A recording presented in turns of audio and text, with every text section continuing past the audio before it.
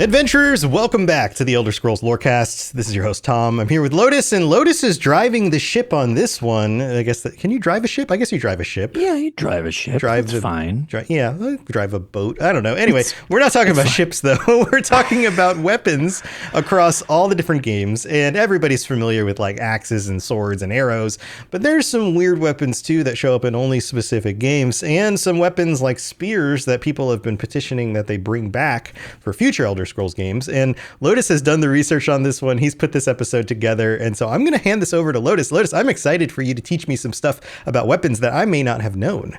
Yeah, so like you kind of joked about, like we're kind of inverting this. You always usually kind of like lead, and I'm like your more co-host type of thing. We'll do. You're the color commentator to my my play-by-play call guy or whatever. And this wasn't solely my idea. We've actually had some people kind of throw out the idea of weapons and armor and types and stuff like that in the series. So it seems like, after all these years, we actually haven't done something like this. No, it's not. I mean, it's something that comes up. Like these things come up about, every so often when you bring up a certain type of weapon or a Daedric artifact or like a certain type of armor you get in a certain game. But we haven't actually done it all together in one episode. Yeah, so we figured it would be kind of fun to condense it down into one episode, discuss some of the different things, some of the different skill trees that have kind of gone to the wayside that used to be there, and some that were condensed into others which involve these type of weapons. Some of these weapons we actually never even get to use. They just are in the series and are super cool sometimes. Right. All right. So where do we start? Like, where do we go? I was going to say, so we might as well just like jump right in out the gate with what I want to talk about. A couple of the weird ones that are listed on the UESP, which is, friends of the show. There's some that are noted and some that I feel are worth noting that are more so in the lore, but not so much anything you interact with. Okay. So weapons that show up in the world, but are not things you equip. Right. In any of the games in the series, like going all the way back to Arena, Daggerfall, any of that stuff. And that's just it. It's a lot of times they're alluded to. They add the flavor to the world rather than things that you use. And then we'll get into the stuff that you use in the various different games. But like, since you have the handy the atlatl, is that where we're starting? Yeah, Atathat. I've never pronounced that word. I think it's atlatl. Here. I've got some pictures of some of these things I'll put up on the screen so people can see it. But an atlatl it's an interesting weapon. It's like a precursor to a bow, if I believe historically. Kind of. And it's, again, one of those things. It's in the series. It's noted as part of the series. It's actually, it's done alphabetically on the Wikipedia, but it's kind of funny just because they make mention of orcish using it as like a sporting weapon in a lot of scenarios. It's a throwing device, and it like launches like darts or spears. It kind of almost. Like you said, it's kind of like a precursor to a bow, also similar in many ways to almost like a sling, but like with, the story David and Goliath, you get the like little sling that you can chuck a rock at. Right. Well, okay, in this situation, you're chucking little mini spears. I feel like this would be a thing that you would regularly see with Reeklings. Yes, right. That's kind of feels like really that. It's like a tribal weapon. It's I've got a little animation on the screen of I don't know, this native person of some sort in a little cartoon throwing an atlatl. It's like you hold a piece of, I don't know, like a piece of wood that then notches into the end of another piece of wood so that you use the fulcrum of the end of the wood to like fling it, launch the other piece of wood, which acts kind of like an arrow. Right. So it's like, again, it's almost like a little hybrid between other types of weaponry, but it's something kind of funny because it was first on the list where I was like, okay, this one I actually was not going to mention until I was doing research on this. I was like, okay, didn't know this was in the series. And they make you a reference specifically that the orcish use it in traditional sport types. The same thing similar to our Argonians, which is kind of neat, which again, a little more of the tribal groups in the series. So much along like what you said, it makes sense that it's got like a tribal game aspect to it because you make do with what you got. There you go. All right. So anything else about this one, or can we move on to the next one? No. So the next one that I think is kind of cool to mention is the Garrote, which is something we were talking about how to pronounce that correctly before the show. But yeah.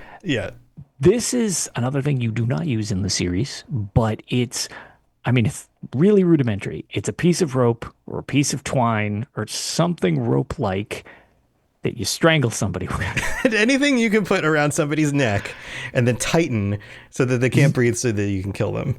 Yes, it's pretty brutal, and very strong ties to the Morag Tong and the Dark Brotherhood. It's an assassination weapon.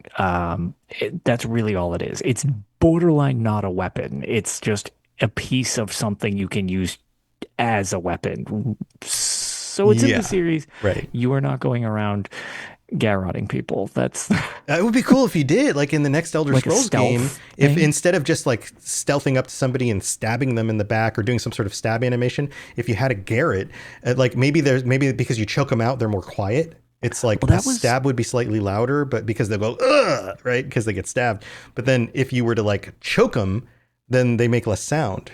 That would be really right. cool. And something worth kind of noting about that is the fact that other games have done that as like a stealth attack. Right. So it's not Right. out of the realm of possibility that you could add this to the series, especially it's like, could it be like a Dark Brotherhood trait Yes. or something Yeah. like that? Yeah. It's Yeah. like a skill and it's just like completely silent insta kill type of Right. deal if It's you like can get something up you have to behind them. learn from the Dark Brotherhood quest line, and Right. they And it's give just like, you your first Garrett, and then yeah, like you get to they use give it. you a Yeah. half-pound piece of rope, and that's what you carry around. And as long as it's in Right. your inventory, you can do this stealth kill. Right. Or like Um, I mean, in the Hitman series, he has one, but I feel like it's a small device that fits in his hand that like it automatically winds up yeah, so this in the metallic Hitman games, because string and I then it used to play unravels, Hitman, right? yes, It's like it's got two little wooden like grippings, like yeah. they're just two little wooden dowels on the side, Right. and in between, it's actually a piece of, I believe it's like piano wire, Yeah, so it's it's like a metal extra savage. wire. Yeah, yeah, which obviously would like cut into your skin a little bit while you're being. Yeah, Oh man, it's that's yeah, awful. ugh, it's That awful. is a It's an rough awful way way to to go, go. but Yeah. yeah, but it definitely would be cool in the series if they add this into a future Yes. game for sure. And then there's again, they have slings, which we kind of mentioned, and I kind of want to just reference because it's similar to the Adaddle because again, it's very rudimentary. You can use it in sports as much as anything else. Hmm. Um, and it's actually kind of funny because it's mentioned in reference to the Imperial Battle Mages and stuff like that with Battlespire and them kind of screwing around with them as like a form of weaponry. Again, not really something you're using in the game, but Yeah, it's pretty cool that they exist and you can sling, bladed things as well as just rocks or whatever. It's yeah, yeah. Like a pretty shorter multi-purpose. range. I mean, let's say you don't necessarily need a bow, but you want to like hit somebody with like a sling at like 10 feet away and like lodge a piece of, I don't know, glass in their eye or something. Right. Anything you're using for incapacitating your opponents. Yeah, yeah. Um, Oh, you know what would be really cool is if you had like little small vials that you put in the sling and you shot them at people and it would like poison them at a distance or that would be pretty knock them out cool. or something like that. That could be Yeah, really, it's almost really like cool. poisoning one of your arrows type of thing, but you could Yeah, just launch the poison vial right, instead. right. You don't have to make special arrows. You just, when you were crafting, you craft vials of poison and then you Yeah, can and put you them in just the fling sling it so and you that in it there, breaks against they somebody break. type of Yeah. deal. Yeah, that would be really cool. It'd be like an Yeah, alchemy slash ranged kind of thing. That would be cool. for sure. Which again, you can kind of tie this into like pretty much any type of throwing weapon, which are a little different. You get shuriken stuff like that. They're a similar thing of these little projectiles. So we're not going to dwell too much on that. Hmm. Um, but the next one that I wanted to mention, because I feel like there's potential that this could be in the series, and it hasn't been, is whips. Um, Yeah, yeah. Whips would be cool. like Yeah. there's sort of tight, like Elder Scrolls Online has that like dragon flame whip thing for the Dragon Knights, but it's not a literal whip itself. It's an ability. It's not a It's weapon you hold. right. Yeah. But like whips, I feel like are a cool potential.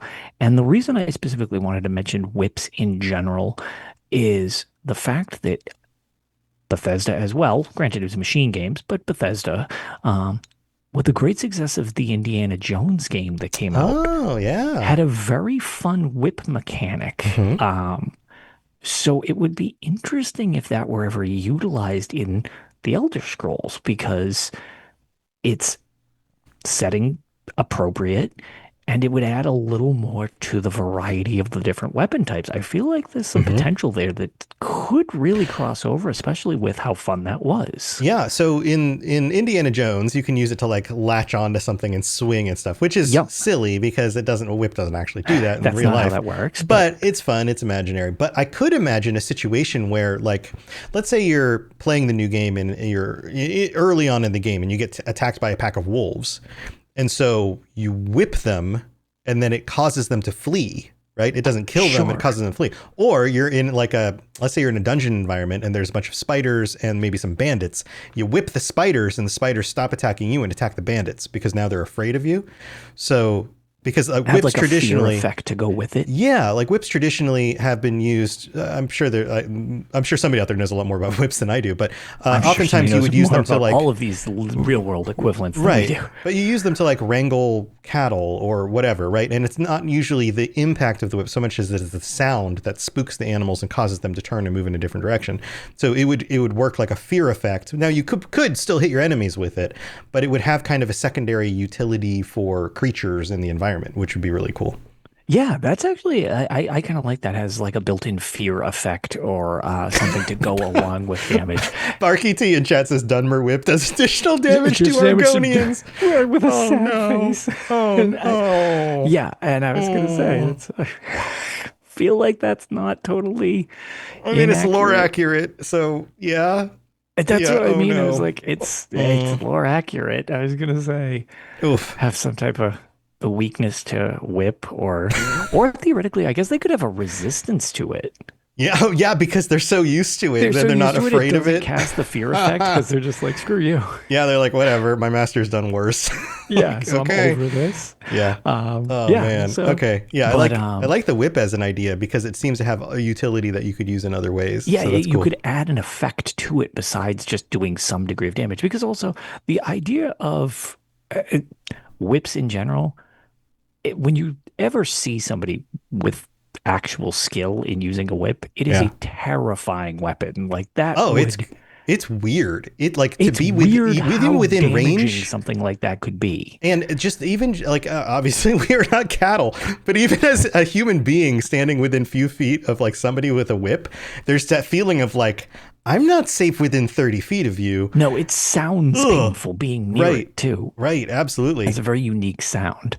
But yeah, that's another one in the series. And then the one that I really wanted to bring up specifically is the Daedric Crescent or the Crescent as a weapon. Hmm. The best example of this is the cover of the game, The Elder Oh Scrolls yeah, yeah, Legends yeah, yeah, Battlespire. yeah, yeah. I'm And you gonna pull have the this up. seducer. Yeah, I was gonna say. I figure, well, it's very memorable. If some of my chats, if anybody's in them in like my game chats or whatever, like a lot of times I use that as my background for like the chat image or whatever. Hmm. But it's one of the seducers. So you've got the wings extended on the creepy green sun background, and Yeah. she's holding a crescent, which the Daedra crescent specifically. I think this is such a cool weapon. One I wish you could physically use, but it's essentially like two curved blades with a handle in the middle. Right. Right. Um, Yeah. Which makes me think of in World of Warcraft when you're like Demon Hunter, you have weapons that are okay. kind of like that. Or in Star Trek, the Klingons, don't they have like a crescent-like weapons, but Oh, maybe you. Now the that blades you don't go say, I forward, don't they know go much about backwards. So I was thinking Star Wars with Darth Maul if it was Yes. curved instead Right. of straight. Right. Yeah. Similar kind of thing. Handle in the middle, blades that come Yes. off the ends, and it makes more sense for them to go forward towards your enemies. But in some designs, they go backwards because they look cooler Backwards, like which that. you could use it in Yeah. a defensive stance backwards, I would I would assume, because then imagine. you would Yeah. shirk it off you Right. as Right. opposed to trying to clip it going into them. So I could see flipping it directionally. Again, I'm hardly an expert on this, but I Sure. could see you using that to deflect blows if it's rounding it around your body, because then Yeah. it would kind of curve away from you type of deal. Yeah, absolutely. And if Um, anybody out there, I know we have a sizable audience that listens and watches these episodes. If any of you have any insight into this and you want to comment or jump on our Discord and tell us anything that we don't know about how these weapons work because yeah, we're not or fun weapons weapon expertise masters. facts you might Yeah. know. I actually do find this stuff very interesting. I'm just Yes. not that skilled with it. Right. Yeah, me too. So yeah, if you want to educate us on any details about these kinds of weapons that we don't know, then please feel free to share. But yeah, that would be cool to like use it both either defensively or flip it around and like be Yeah, able to like, offensively yeah, type it. But either way, that's another one that I think it looks awesome. It's really only had prominence in the Elder Scrolls Battlespire, and it was an attachable item in the Elder Scrolls Legends. It was a card you could actually put on to another thing, and it did increasing damage every time it like killed something. oh cool, Um, yeah, yeah, so, but love that thing. So, honorable mention for that one specifically. Um, but then we can now get into some of the common things that people use, but we're going to start with the thing that I joke about all the time, which is pole arms, specifically spears, which, yeah, yeah, spears. a lot of people don't realize that spears not only are in the series, but you used to have a skill line related to them. Yeah, okay, so what game was that? Morrowind, you had your spear skill line, and you don't anymore, and it hurts me. Yeah, yeah. So as we've discussed in the past, you are the guy who has a lot more experience in these older games than I am. And And yeah, we'll get into Morrowind's some one of of the those games skills where ones. I've talked about before. I kind of bounced off it pretty early on, then never really got that far in. So I didn't get to a point where I tried the spears, Yeah, but yeah. were they effective? Were they fun to use? I know the combat in Morrowind is a little A little floaty. jank. It's a little Definitely janky. it's much more simplistic than the newer games. Yeah, yeah. But yeah, I mean, it's pretty simple, but I think spears are, other than being like probably one of the most common weapons in existence, Yes. um, they just seem really cool. There's a bit of a spear style in Elder Scrolls Online, but it's not a traditional spear. Like, Right. some of your skills kind of form a spear, but Right, it's not the right. same thing. Right. I Like or like the wish they would. javelins, they're like, kind of Correct. spear like. Yeah. Um, Yeah. but yeah, spears, it's just the range on them is very good. They have just a lot of practicality. Um, and I wish they would bring it back into the repertoire as like a skill line, because some of these things, like I said, the skill lines were much broader before. Long swords, short swords, blunt weapons, bladed weapons. Like they've shifted how they categorize them from game to game. Right. But I would love to see a return of spears in general. They also Yeah. have a note on the USP about tridents and different types of spears. It's really just skins. Right. Right. Ironically, the trident skin, like tridents exist in the world, but the trident is actually a staff skin. Yeah, that's true. It's Yeah, yeah. That's not not even a spear like skin. you're right. When you think staff, you think of something that is more similar to a walking stick that also has magical properties or magic focusing properties. When you Correct. think of pole arms, you think of weapons with variations on their end that do some sort of bladed damage, or Yes. even non-bladed damage. Sometimes you just use a Correct. pole arm because it's just a big long stick, or maybe it Right. has a bulb at the end that does that. Like, so there's variation. Like a trident would be like a spear with multiple prongs. Yeah. What's one of the most effective weapons during like the medieval and Renaissance period were halberds, which are basically Yep. spears with a spear at the top, but then an axe blade also attached to it, right? So Right. they're all variations on pole arms, which, like you said, are some of both the earliest weapons that humans were able to make using stone tools and wood, but then also Right. some of the most effective and popularly used weapons up until about the modern period. So yeah, it's crazy that they're just not. I mean, yeah, swords are cool, right? Everybody loves a sword. Everybody loves a really cool axe or hammer, but like spears, where are they, right? Right, exactly. So that's just it. It's sort of is a thing that we don't see much anymore. Um, but I would love the return. Kind of bouncing off that aspect in general, we can just talk about like what there are Warhammers like that we're staying on that, but more with an emphasis on the heavy, blunt end of the situation. That The blunt Warhammers, end of the situation. yeah, blunt end of the situation. Um, That sounds like a an album name, right? Like we're Bloody Warhammer album, the blunt end of the blunt end of the situation. situation. But yeah, so we've got those, and then that's you can also, like you had said, halberds. They have battle axes, stuff like that. Those are other variants of, I want to almost say pole arms, but it's a mix. It's kind of like a mix of the scenario. And we do still have war hammers and Yeah, battle I axes guess and stuff like that. theoretically a hammer or an axe are just to stick with something at the end. Right. And But that's why they're not but it's used the not way a pole arm, like a correct. spear, That's what I is was going to say. used, That's right? a key difference. You're not Right, using it the same way. And that stayed in the series right, at the moment. That's right. still a lingering I, feature. I have a feeling that there's a history of the way fantasy stories and games have used weapons that plays into why certain weapons get chosen. And it's because there's kind of this history of like standardization, right? Like we've discussed Mm, multiple times. Elder Scrolls goes back to Dungeons and Dragons, which goes back to Lord of the Rings. When you think of the weapons from the Lord of the Rings, you have swords, you have axes, Gimli and his axes, right? You've got bows, you've got Legolas, you've got like those are the kinds of daggers, knives, sting, short blade. You have a lot of these kinds of weapons that show up that are still prominent in the series, probably because those weapons were popularized in fantasy going all the way back to J.R.R. Tolkien. yeah. So, but like thinking through it, I can't think, I do the Lord of the Rings lorecast. I can't think of many times that spears are brought up outside of a marching army with their spears and arrows or something like Right. that. But you don't see like a heroic mainline character use a spear very often.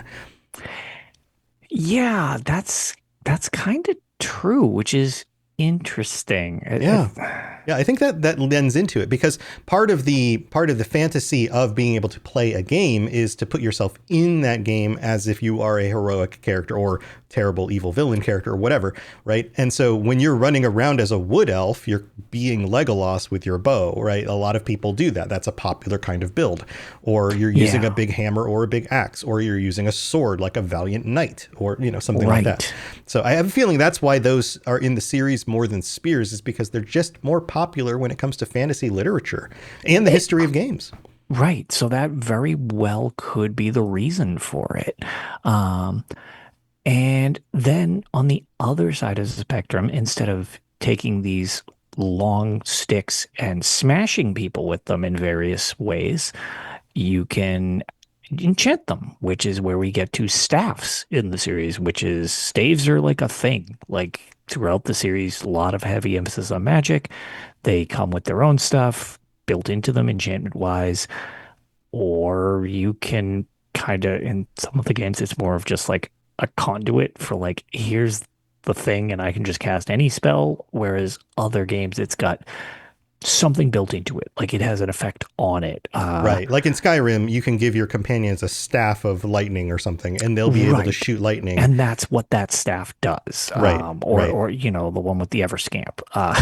Yeah. Yeah. Yeah. This is Yeah. great. Yeah. Very practical. They're like enchanted weapons that have some sort of ability to cast their one spell fairly Right. regularly. And Yeah. then you also have things where they're a little more broad. Again, we'll go with the Elder Scrolls Online for an example, where it's just kind of the staff gives you your damage increase to calculate your spells, Mhm. and then you pick your spells, and it is the conduit to determine how much damage you do with your spells, but it's not generally tethered too much for Right. what is cast out of the staff itself, if that makes sense. Which is more accurate to the traditions of fantasy. A staff or a Right. wand, even in Harry Potter, the wand is the thing that focuses the power of the wizard in a direction.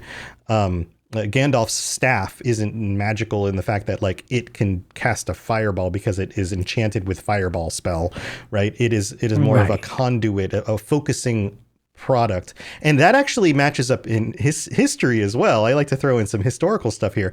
Did you know that some of the earliest depictions of Jesus show him with a wand? Oh, weird. Yeah, super weird. Early I early did not images know of Jesus, that. he's holding a wand. He has a stick in his hand. And traditionally that was seen as a device of magicians, people who do miraculous things. There's a very long tradition there for stuff. Also, Barky in chat mentioned spears are the weapons of the everyday man. Swords are of trained and noble people. So yeah, that plays into that idea too. Would you rather role play just Joe Schmo who happened to pick up his spear because somebody raised the banners and you got to go to war, or would you rather be, the noble heroic knight? I think more people, yes, everybody likes to role play different things, but more traditionally people want to be the more heroic knight character. So also, something else Barky brought up, and I actually missed it a little earlier, asking if there had ever been full circle blades.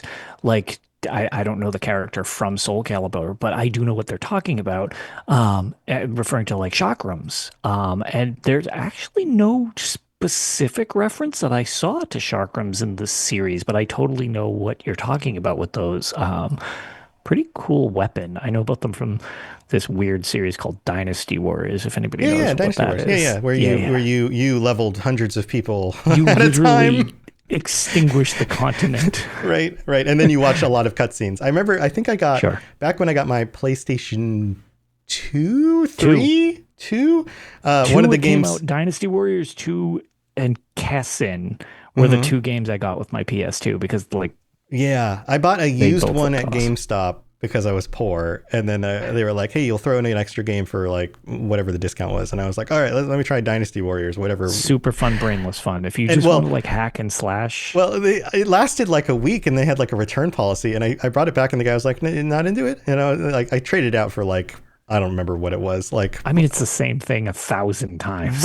Right. And I was like, it also had a lot of whatever that actual version of the game was, whatever number that was, had a lot of cutscenes in it also. And I was like, Yes. yeah, I spent a lot more time watching the game than actually playing it. I think I'd rather have a game I can play.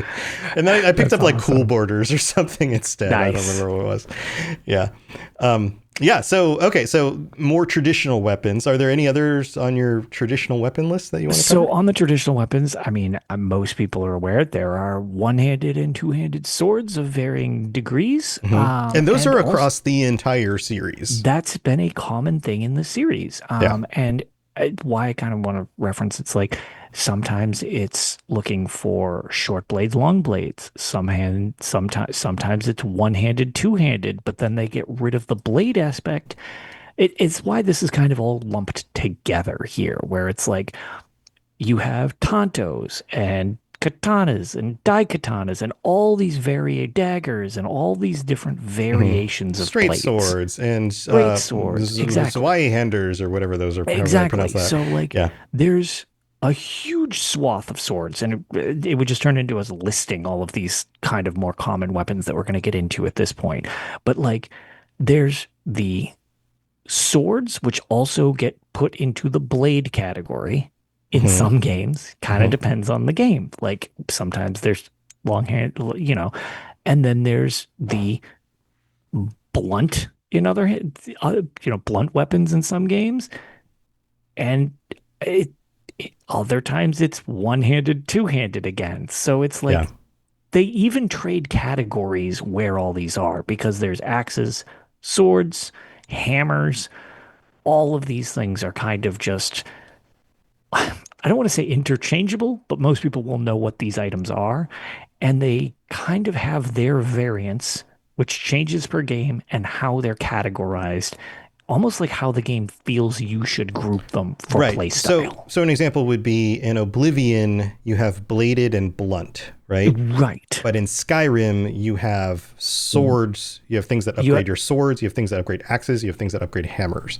And it's you'll end up with like the one-handed and two-handed is the thing, right? And then one-handed and two-handed, right. So and it's then like daggers is its own category too. But then daggers, so like there's categories and subcategories of all these different type of weapons, but your standard fare of swords, daggers, and all the different types are there in the series. They're the things you use more than anything else. And there's also the enchanted variants, or you have like Dawnbringer, for example. Daedric weapons, all that stuff. Daedric versions of them. If you want to know more about this, go if you haven't listened to our Daedric Prince episodes, go back and That's listen to where those. we get into all of those. Right. We talk about the Prince. We talk about their weapons and how And their their weapons show up in different artifacts games, and their stuff like artifacts, that. all that stuff. So we're not going to go back over all No, of that. that was several shows in and of itself. Yeah, right.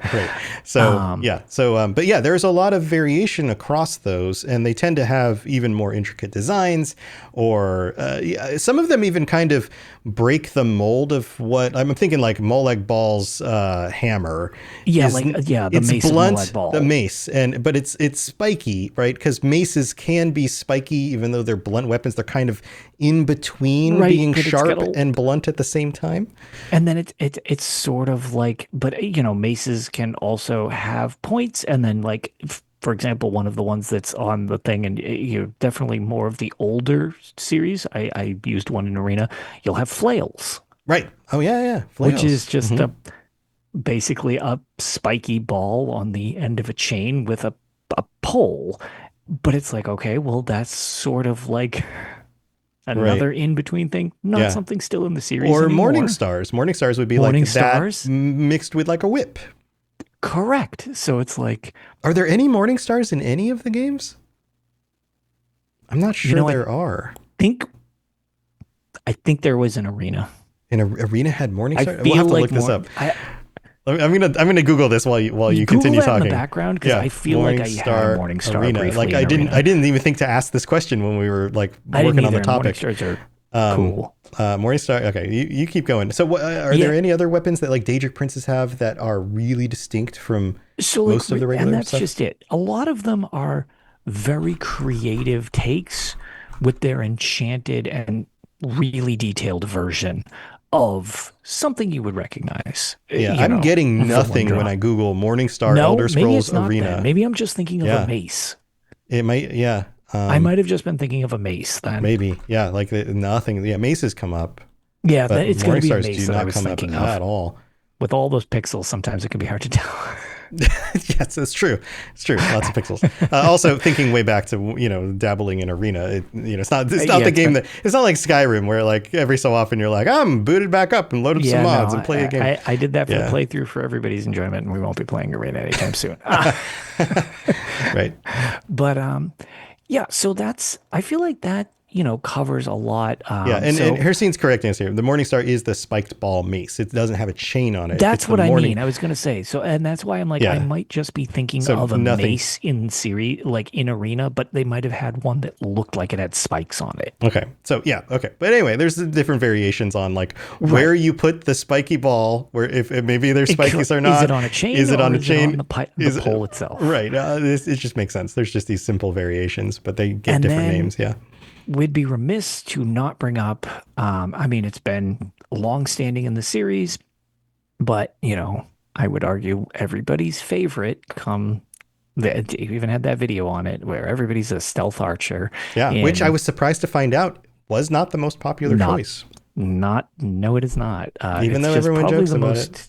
Yeah. It's just the most memed choice. I think my conclusion in that episode was that there's a general pull towards the benefits. It tends to be a more beneficial weapon to use in Skyrim. It's kind of like easy mode in a lot of ways. I was about to say, the thing is, it is very, very skewed balance-wise to just out the gate being over the top powerful. The gravitational pull of Skyrim is towards the bow, whereas it is not in Oblivion. The gravitational pull is like sword and spell. Well, the fact that arrows, which I guess we can get into right now. So bow and arrow is a pretty common thing throughout the series. And what's interesting is in the older games, arrows had weight to them. Mm-hmm. Not just like that they would like fly in an arc, because they all fly in an arc, but not like the physics in weight. your inventory. They would literally take up inventory weight, which I did not remember was so aggressive in Oblivion till I've been playing the remaster. Oh yeah. And some of the arrows, specifically the Dremora arrows, they're like 2 pounds an arrow. And I'm like, bro, what is this arrow made out of? Yeah, seriously. Good Lord. Right. Yeah. Can you imagine trying to shoot an arrow out of a bow that weighs 2 pounds? 2 pounds? And it goes like firing a hand weight at somebody. Right. It goes all of like 4 feet and then just hits the ground. Yeah.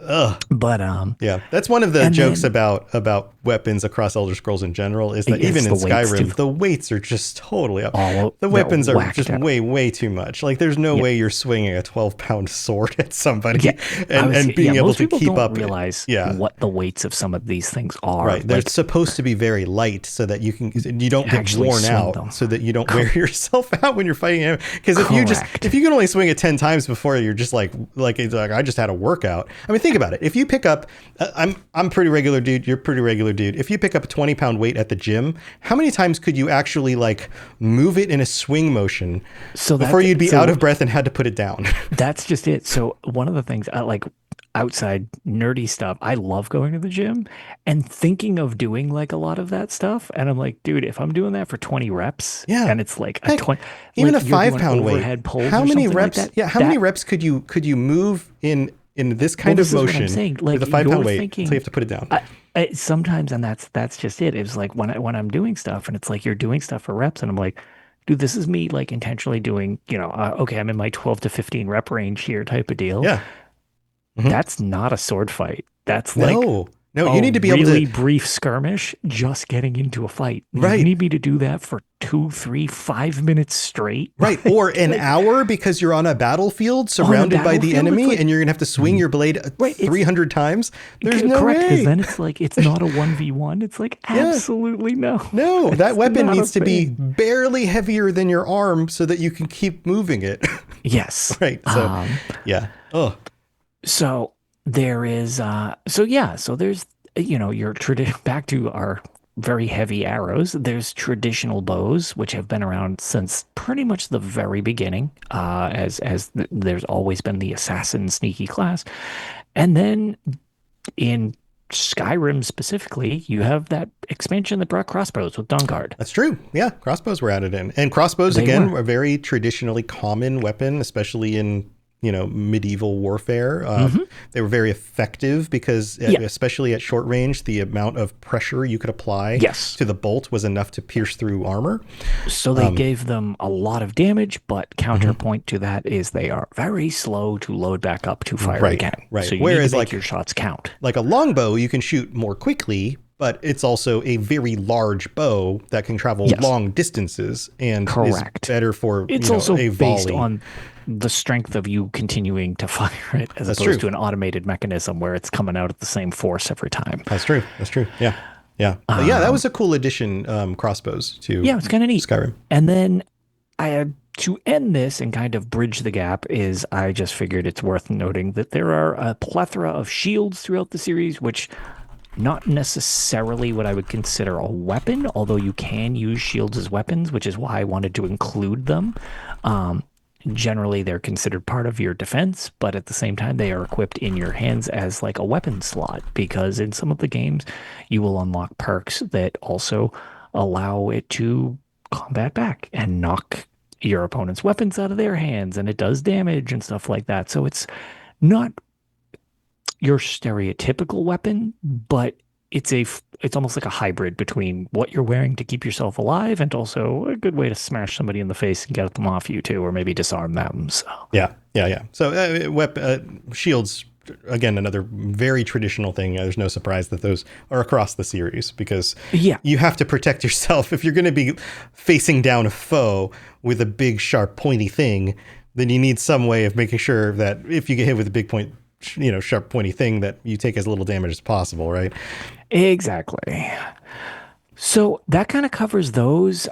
Did we want to? What I was gonna about? say. I have another one. What? Okay. What do you have for another What one that about you've got? throwing weapons? What about So there are, and right? it's kind of funny you mentioned that because like it's sort of almost like I didn't know if you wanted to separate them specifically from like you can throw shurikens Mhm. and you know throwing knives. There are different things, and a lot of ways it's like instead of using the sling or the first thing we mentioned that I keep forgetting its name of.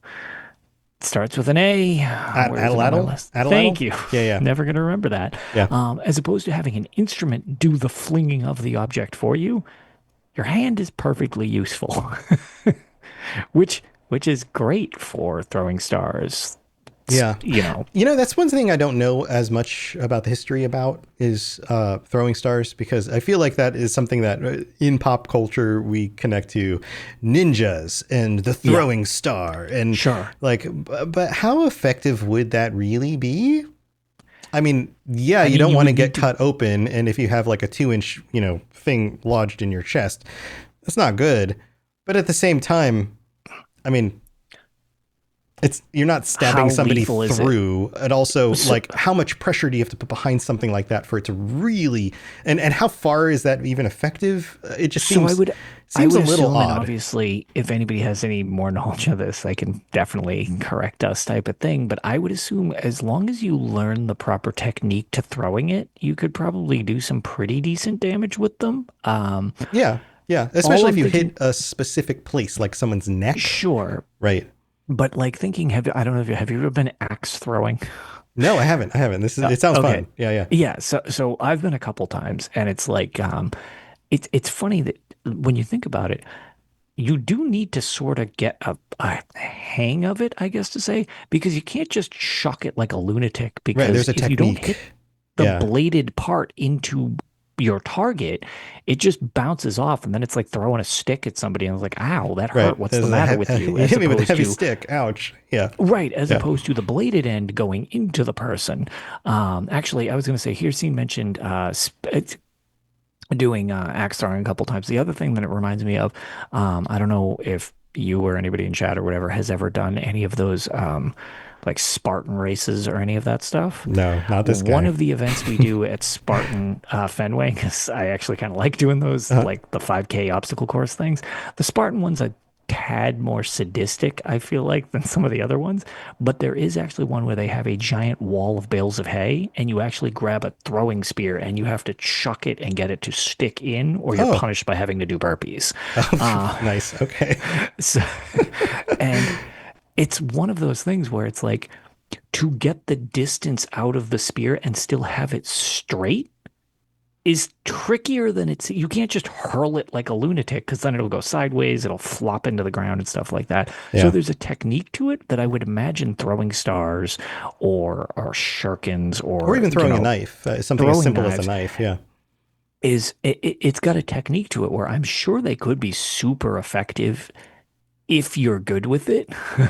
But I could also see somebody just grabbing it and being like, yeah, and just hitting somebody with the handle and then immediately being slain because they didn't do any actual damage to their opponent. Yeah, like that's the tricky part about throwing weapons is you throw away your weapon, and if you don't make good use of it, now you're not holding it. Like, hopefully you have something else. It would be one thing Yes, like, you're gonna want I've still got something my as a sword in my backup. hand, and then I've got like a throwing dagger, and now I've still got my sword, so I'm good. Right. But yeah, Yeah, for sure. Also, I appreciate here seeing bringing up the fact that we need lawn darts, because that is probably the most ridiculous like toy.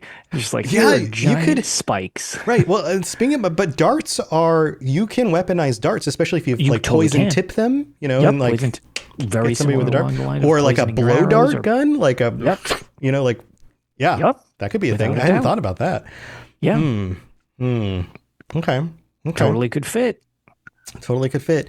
I feel like there's also room in Elder Scrolls games to incorporate explosives a little bit. Not like in the sense of like guns or cannons, but or even dynamite, right? Like that's a much more modern invention. Yeah, that would be modern along the lines of, because there's not really a lot of emphasis on gunpowder. There's explodey things in the series, but not in terms Not really of traditional gunpowder necessarily. Right. But you would imagine with cultures like the Dwemer being able to make automatons, that you could invent something like gunpowder and put it into a pouch that you light on fire and lob at an enemy or something, like Yeah. a little, and I don't want somebody being like, yeah, I'm going to shoot my mini nuke like in Fallout. No, that's not what I'm talking about. I'm talking about Different just series. small explosions, and maybe even the damage isn't so much in the explosion as it is in the shock of it or the cloud of smoke it makes, in order to, Batman yourself out of a situation or something like that. It kind of goes hand in hand with the idea of using alchemy and then using a sling like we talked about earlier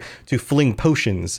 You could maybe fling Right. explosives that would have other effects, or could potentially incapacitate somebody, knock them out, blind them, deafen them, so that now, like maybe you deafen a room before you sneak through, and then nobody can find you because you're so quiet. That kind of thing. Right. And it's like, and that's just it. Some of these things, I actually forgot Hearsing brought up the fact that it's like Morrowind was the last one that I think had darts. I don't think it's been in any of them since then. Yeah. Um, No. but Yeah. but again, this is one of those things. It's just like I don't necessarily. A I jar like a of jar of bees. bees. Midlife says, Heck throw a jar of yeah. bees. Uh, Not the bees. Yeah. well, I mean, you could get those bees in a jar. Why can't you just smash it, throw the Right. bees at people? Like it's Right. perfect. Yeah, you go to the little honey trees and like just collect a bunch of bees, stick them in a jar, and then throw them at your Exactly. enemies, and they get all That angry. was that was the secret to the jar symbols all along. You just throw it at people. That somebody needs to mod that into Skyrim like tomorrow. Is when you go get the honeycomb, you can also collect bees, put them in a jar, and then throw them at your Bees. enemies. I like that. But I like that. it's why like, I feel that some people refer to the series as dumbing these things down. Some of them I always kind of tend to think of it as like they streamline stuff, but I feel like giving this extra variety of weapons, even if they act a lot of ways similar to each other, adds a flair that helps a lot craft the world. And even if they act similar, gives that variety visually so it feels different. And something I really wish that I hope in the next iteration, it's fine if we keep things confined to like bladed or blunt, that's fine. But bring these other bladed weapons in. Bring these other blunt weapons in. Throwing weapon could be a thing if you really wanted, or Yeah. keep it with unarmed. Maybe have it be like, oh, if I'm unarmed, I'm good with my fists. I'm also good with throwing weapons. Like you could Right. kind of Right. make a category. I'm good with slings because you could group them in interesting ways to have more than just a couple.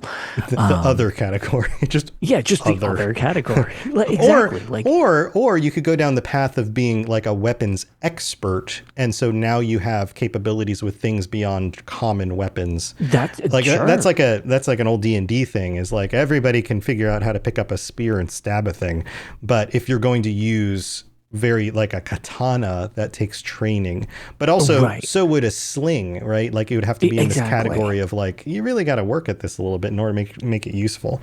Yeah, so I would just love to see a few more of these, not only just the uncommon things that like sometimes you've never even used. Like I've mentioned my affinity toward like the Daedric Crescent type of thing. Okay, cool. We've never really used something like that in the series, but that would be cool. But even just like bringing back Tantos and Daikatanas and stuff like that instead of just dagger, Yeah. sword, Right. longsword. Well, one of the Like, first things I generally mod into my games are more diversity of weapons, and sure. oftentimes it's like if a mod goes as far as to incorporate a different move set and some really complex features, that's really cool. But to me, it's just kind of nice to see more designs show up. To open a chest and be like, ooh, this weapon has the same stats as the weapon I'm already using, but it looks different and kind of cool in a cool way. Like Right. the fiction, it's just like being able to customize your character. Why is it necessary? Why do people want 50 different hairstyles? It's because it gives you more options to kind of live in this world and be somebody different. So yeah, why would I want the same looking steel sword every playthrough? I don't. It would be really cool Sure. to have some that were designed a little bit more in the style of Bretons, or a little bit more in the style of whatever, Bosmer, and Elder Scrolls Online does a lot of this. There's a lot Yes, more they have a lot diversity of through that style stuff. variety Right, to the same type of weapon, right. whereas opposed to, the single player games, it's mostly based on what the weapon itself is made of. And they each kind of align to different, like, if you have an elven dagger, okay, cool. It's made of moonstone. It's made of these things that it's like, well, yes. And then it has the elven traits. But theoretically, you could take and, I mean, you could use moonstone and make it look like it doesn't have to look elven. Right. You Yeah. know what I Yeah. mean? Like Yeah. that is technically possible when you think about it. It's just that's not really how the single player games are done. Right. Right. Um, I think Hercene has the best idea here. He says, when we're I joking about the love bees, that idea. Hercene says an evolution of the spiders you can throw, which would be cool. But then it grows even further. The final perk for the throw skill would let you just hurl enemies at each other. Can you imagine if you had like a really high strength build plus throwing weapons maxed out, and then you could just like pick up a bear and throw it at somebody? I love that. That's end game. That's another mod. Modders, if you're listening to this, I want to be able to pick up bears and throw them at my enemies. So the reason also that I find that to be like an awesome idea, and I mean, I guess it's more of the product of the time when you could like the Havoc engine back with, on the Xbox 360 era, which is just why I mentioned it because that's where I played Oblivion and Skyrim Yeah. originally, was you could grab the bodies and swing them around like a lunatic type of thing. And it was just physics would just wonk out. Yes. Oh, I How love cool would weird that be if physics. you did that and Oh. like could throw it and it would do damage at people and it's just ragdoll nonsense everywhere. Right. As people And then are the bear's slamming it. That really would be- angry when it lands and it just mauls everybody Right, in if front it of does, him. I was Yeah. going to say, if it doesn't do lethal damage, it does whatever damage, and then gets up and mauls whoever, or Yeah. comes at you because it's annoyed, like whatever. That's just it's such a funny idea. Yeah. Get out of my face, troll. Throw them at your enemy. Exactly. Go eat those And- bandits. Blah.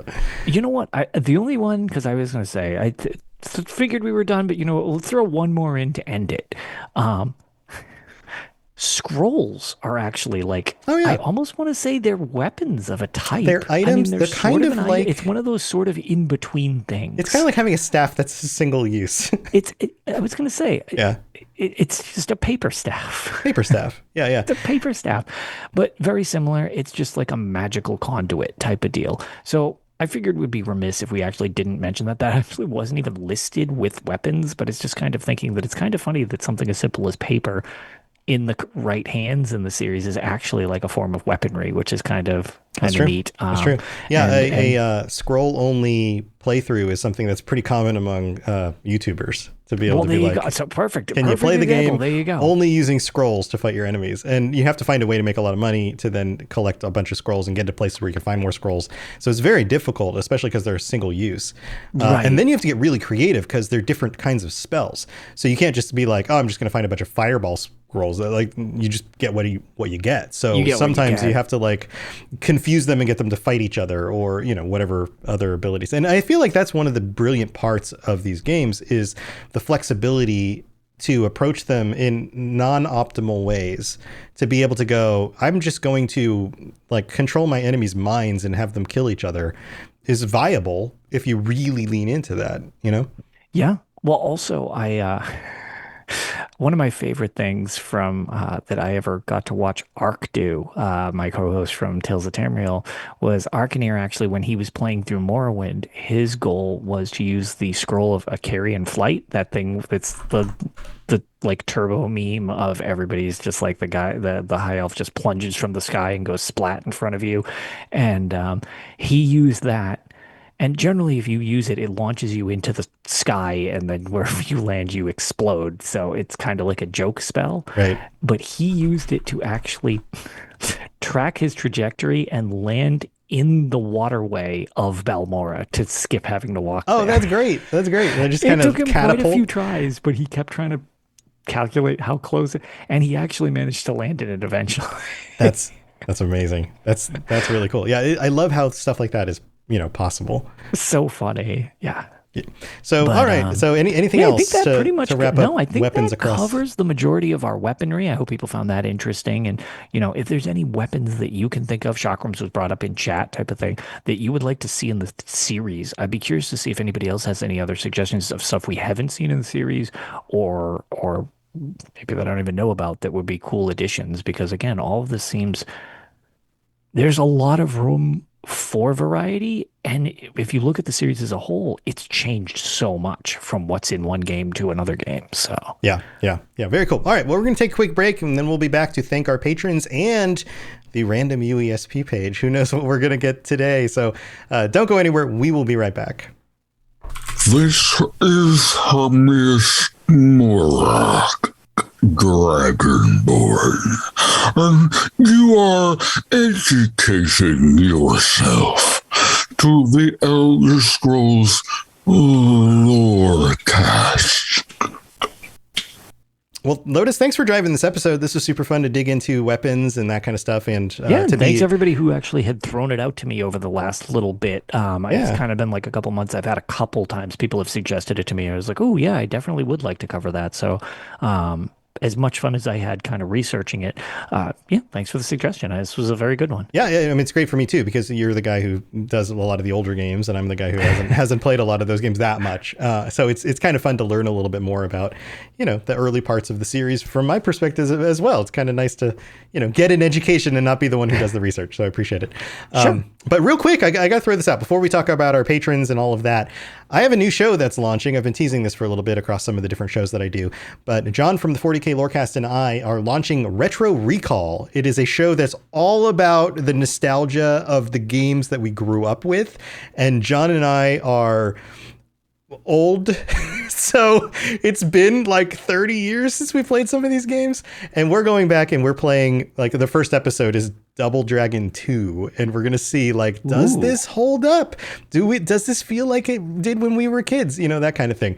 And this is a series that is primarily video. In fact, I've done a lot of work to prep this, to figure out how we want to do the video presentation. Lots of clips of us going back and playing the games and our enjoyment and frustration about it, all sorts of fun stuff. So if you go to Retro Recall on YouTube, you can just search it. There will be links in the description of the show or in the description of this episode. You can go over there. That is launching on the 19th. The first episode, every 2 weeks, we'll have a new episode out. We'll be going through all these different games, and we'll be taking recommendations from the community. If you want to see us try some old game and see what we think about it again, definitely let us know. It's also going to be up on audio. So you can, if you'd rather just listen to the audio version and you don't need all the visuals, it works just as fine. You just won't be able to see our faces cringe when we have to play terrible things. And part of it is that we challenge, he makes me play the old games, and then I challenge him to do something in the games, and then the loser has to then spend half an hour playing one of the most terrible games ever released on one of those old consoles.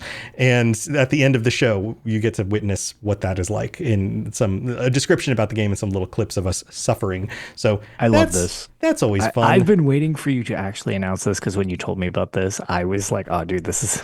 Oh my I God. love this. This sounds great. Yeah, it's cool to go back and play the good ones, but then some of those bad games are so bad. So it's a lot of fun. Retro Recall, go look it up. You can look it up on your podcast app after the 19th once they're live, or just go to the YouTube. Jump on the YouTube. The video is already set up there, so you can hit notify me for when it goes live. You can subscribe. We'd really love to just get a sense of, like, how much interest there is in this type of show. And it's, we're hoping that this will be a community thing. Like, some of you who are interested and love these old games, maybe you'll start picking up some of these and playing along and giving us your insights too in the comments and, on Discord, and letting us know what you think. So that's coming up. It's a big new project, and I hope you all enjoy it. But we got to talk about our patrons. Thank you so much for all of you who support the show. Patreon.com/Elder Scrolls Lorecast. You can get ad-free episodes. Join us for our patron chats. All sorts of fun stuff. I'm going to be putting new t-shirts up on the shop come the new year at some point. So we're going to cycle in a new year of different shirts that you get if you're at one of the shirt tiers, or stickers. You can get stickers at a lower tier. So lots of fun stuff over there. No new patrons this week to shout out, but our Daedric Princes get shout outs every week. Kira C, Hirsine, Peter R, and Austin B, thank you for your support. And to all 133 of our paying patrons. That's amazing. Thank you so much for continuing to support the show and for being here. And to all of our free patrons, you can join just for free to get little notifications. And Lotus, one of the things I was thinking is, like, adding just little comments and things on the Patreon feed for, like, if something's going on or if news comes out and we just want to chime in on it, so people can kind of just stay plugged in with some of the things going on, what's going on. I don't know. It's just something to consider, just kind of expanding stuff a little bit. Yeah. So we got that. Go check that out. Again, Elder Scrolls on Patreon. And then also we have a new Apple review. If you leave us a 5-star review on Apple Podcasts, then we'll read it out on the future episode of the show, like this one from, and for some reason I can't see the full name. There it is. Lore Catchup is the name. Catchup as in catch up, not like ketchup, like the condiment. Like catsup? Yeah, if you want to pronounce it like that. Is that a New England thing? Do you guys get No, catsup? it's like a really weird Simpsons joke where he's Yes. like, "Are you here to help me with my catsup problem?" Yeah. Okay. So Lore Catch Up says a great way to catch up on the lore and make a night at work go by fast. Personally, bounce back and forth between Elder Scrolls and Fallout, along with Assetto Corsa Competizione, which I think is like Italian, and other racing games, so I can't always keep up with the lore, nor have time to hunt down the in-game lore myself, i.e. the fun way of discovering the lore. The Elder Scrolls and Fallout podcasts have not only been a great way to catch up on the lore so far, but make my work night, the third shift factory life, go by that much quicker. Love the shows, always looking forward to that notification on my phone that a new episode has released. Well, thank you so much for taking the time to do that, and I'm glad that we can help you get through your workday. I know that that's something before I was fortunate enough to have all of you help support these shows and make this a full-time thing for me. I absolutely listen to podcasts all the time to get through work. I was going to say that was literally, I mean, I still sort of do, but a little different now, but like for the longest time, that's how I got into podcasting, was listening to just hundreds of podcasts while I would work. Yes, absolutely. So I totally get it. And I'm so glad that we can give that to our listeners and as a thing to get them through the day, to rather be thinking about Elder Scrolls while they're having to do something else. So yeah, thank you so much for taking the time to do that. But Lotus, are you ready for our random UESP page? Yeah, let's do this. So I don't think we've had one of these before. This is from Legends. The category is Legends Attributes Agility. So we're talking like card game stuff, right? So like the card type, the agility, the green type? Yeah, it says agility is one of the 5 attributes currently present in Legends. The official description is agility creatures prefer to avoid fair fights using poison and precision to take down larger foes, or cover and movement abilities to sneak past them entirely. And then it's an entire page of all of the agility cards. Yeah, I was going to say in Legends. So this is. I'm still scrolling. This makes me sad because I love Legends. I don't know if you can see it in my glass, the reflection. I'm still scrolling. Okay, I got to the bottom. That's how long the page is. Oh, and her scene, dagger to the heart. Yeah. Currently in quotes present in Legends, because Legends, unfortunately, as most people that played Legends might know, is no longer actually still a game that you can play, which is sad. Legends was the card game. I'm not a big card game person, but I learned to play because, hey, I like the IP, and it turned out that I had a ton of fun with it. I liked it a lot, but you actually played more than I did. I really got into it, and I actually thought the stories related to them, and you would just battle with the card battles, were super fun. And funny enough, the reason was agility was one of the card attributes that I liked the most, because it had the pilfer skill, which I liked, where every time you would attack with somebody with the agility pilfer skill, you would basically double whatever you're doing. So if you had a 2-2, it would become a 4-4, and then it would become an 8-8, then it would become a 16-16. So like, if I was thinking you just stole their money.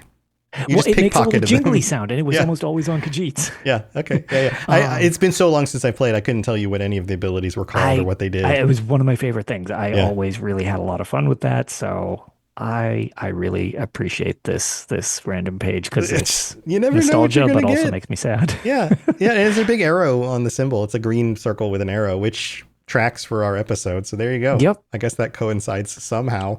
But there you go. Well, Lotus, thank you for joining me. Chat, thank you for being here. What else do you have going on? Normally we do this before the random page. Sure. But share what you got going on with Tales. We were on we were planning to record again. It's weird. The way news is dropping, we have been recording Tales in a weird pattern to try to keep it useful, since it's news/stories. And we were kind of on the brink of recording last time, but then we were like, well, it looks like the Writhing Wall event that we had been talking about, they adjusted some of the values and the amount of dailies that would progress the wall. And its inevitable collapse to unlock the other half of the island and let us all continue the story and start these new battles and stuff like that. With it being adjusted last weekend, it looked like, oh, this is going to probably go down this week. So you decided to delay. So you had something to talk about when the big thing happened. To record this week so we can actually include it because spoilers, while I was at work today, PlayStation NA took down the wall. So suck it, everybody who's not on PlayStation NA. I think everybody's like knocking it down at this point because I saw some people posting on Reddit about like, how is that possible? Because this other platform was ahead of them. Yes. And like, I mean, and I did go on a bit of a rant, not like because I thought it mattered, but I'm like, for a brief period of time, Xbox EU was like the fastest, and I'm like, I'm sorry, you cannot convince me more people are playing on Xbox EU than literally anywhere. I'm sorry, they just care more. They just try harder. And that was the thing. I was like, maybe we did get some feedback where it seemed like actually they do a lot of coordination server wide. Like there, it's like it's a more organized community. So like.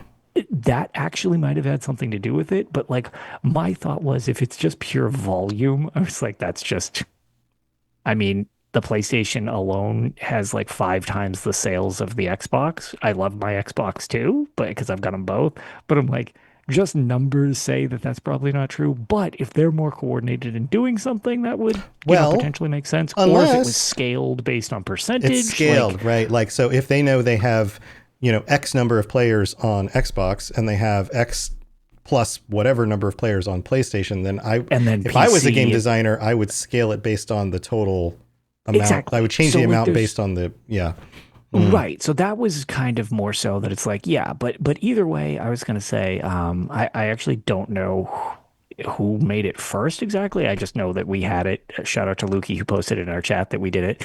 But yeah, the wall is actually like collapsed so you can see the other half of the island. So now we can kind of get into it. I want to screw around with it some more and then hopefully we can record this weekend and get an episode out for everybody discussing all that. And because people enjoy it, we'll be booting up our Elder Scrolls castles once again because that is a segment that just real dumb. Just keeps on giving. Keeps on giving. Awesome.